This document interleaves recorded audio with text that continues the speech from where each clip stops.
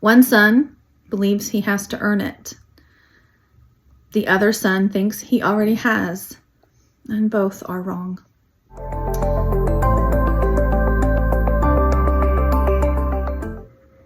In Luke 15, Jesus tells a famous parable of two sons and a gracious and forgiving father. It's probably a story that most people know. It's often called the parable of the prodigal son. The youngest of the two sons asks for his inheritance, or what would be known as his portion, early. He squanders it with reckless living and then returns home, asking to be made a servant.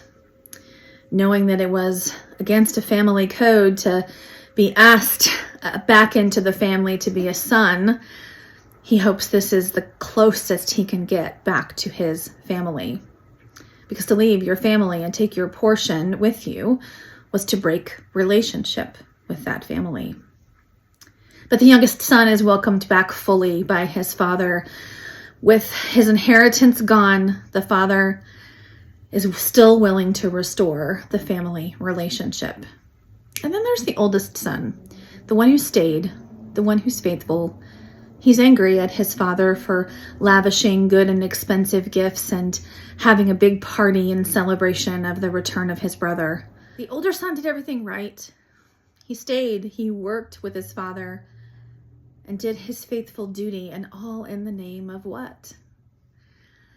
The older son focuses on the sin of his younger brother, believing that his own lack of sin is what makes one worthy of being called son. Both are in this story struggling to understand the father's love as it is presented to them. One son believes he has to earn it. The other son thinks he already has, and both are wrong.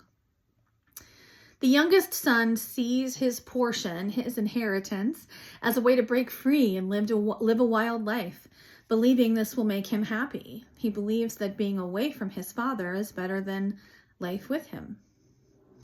And the older son sees his portion as something to earn by being faithful. He follows the cultural rules that his younger brother broke and thinks that this makes him more deserving of the inheritance. So when it comes time to welcome his brother back into the family, he won't take part in the celebration, arguing that his father isn't being fair. He refuses to go into the party and celebrate that his once lost brother has now been found. Both sons believe that their portion, the portion they'll receive from their father, is better than the father himself. You see, the younger son took his portion and left his father's presence.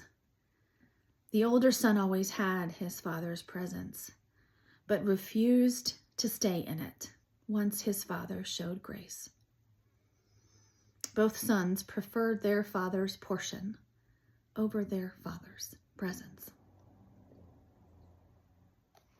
Now, whether you identify with the younger son or the older son in the story, God is always ready to celebrate when someone who is lost is found.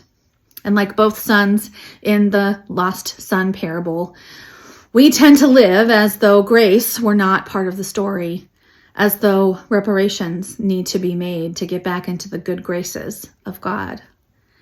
We tend to live as though our sin is too big of an obstacle to be restored to a right relationship with God. But God made a way over our obstacle, pursuing us relentlessly in the person of Jesus. And so our focus isn't to be on what he gives us, but on who he is to us.